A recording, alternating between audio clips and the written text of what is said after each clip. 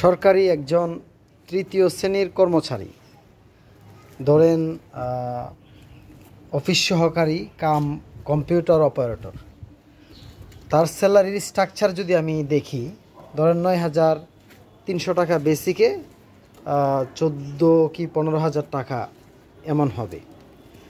একটা ছেলে masters complete করার পরে 7 থেকে 8 লক্ষ টাকা ঘুষ দিয়ে ওই চাকরিটা যখন পায়, সমাজ তাকে বলে কি প্রতিষ্ঠিত।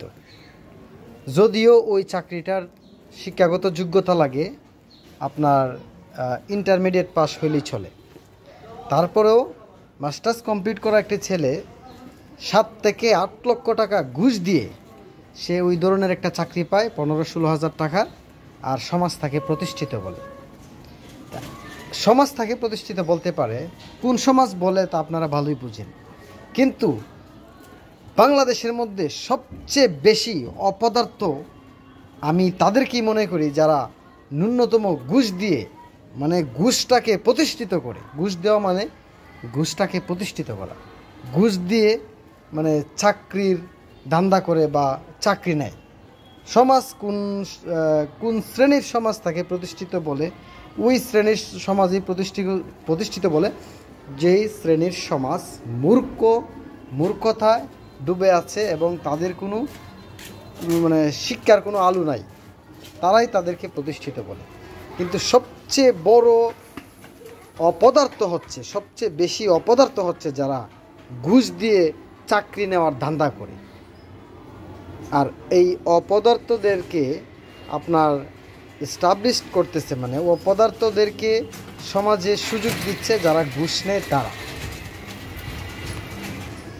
এই সকল কারণে আজকে স্বাধীনতার 54 বছরে আমরা বেশি একটা দূর যেতে পারি নাই।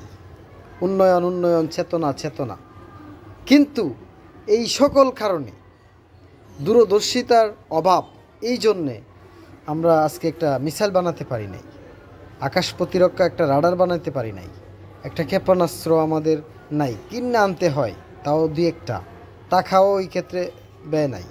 হ্যাঁ, কি আছে? এই সকল কারণে আমরা আজকে পিছিয়ে আছি। মানে এক কথায় বলা যায় যে দেশপ্রেমিক, সঠিক দেশপ্রেমিক যারা, এই দেশপ্রেমিকের সংখ্যা কম, যারা দেশকে নিয়ে অনেক দূর চিন্তা করে তাদের সংখ্যা কম। আছে শুধু সহসভাপতি, আছে শুধু স্বার্থ, হ্যাঁ, আছে শুধু ওই যে এই লেখাপড়া কইরা ধরেন বিশেষ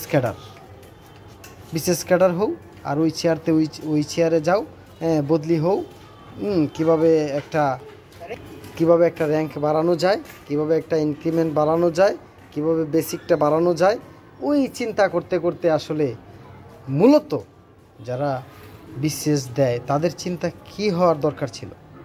তাদের চিন্তাটা হওয়ার দরকার ছিল যে একটা গবেষণাগার, একটা বাজেট, হ্যাঁ, একটা নতুন উদ্ভাবনী আবিষ্কার যেটা দেশের জন্য কাজে লাগবে, যেটা রপ্তানি করতে পারবো, এই চিন্তা হওয়ার দরকার ছিল। কিন্তু তাদেরকে ওই যে বদলি দুর্নীতি, ঘুষ, রাহাজানি, হ্যাঁ, এই জিম্মি করা জনগণকে, হ্যাঁ, তারপরে ওই যে বিল্ডিংয়ের পর বিল্ডিং করা, কীভাবে আফসোস হয় আমার এই দেশ আর কবে তাদের চিন্তাটা, মানে কিছুদিন পরে মনে হবে যে মায়ানমার বাংলাদেশে দখল করবে, কিছু করতে পারবেন, তাদের এই ক্ষমতা নাই, এই প্রতিরক্ষা নাই, যদি দখল করেও কিছু করার তাদের ক্ষমতা নাই।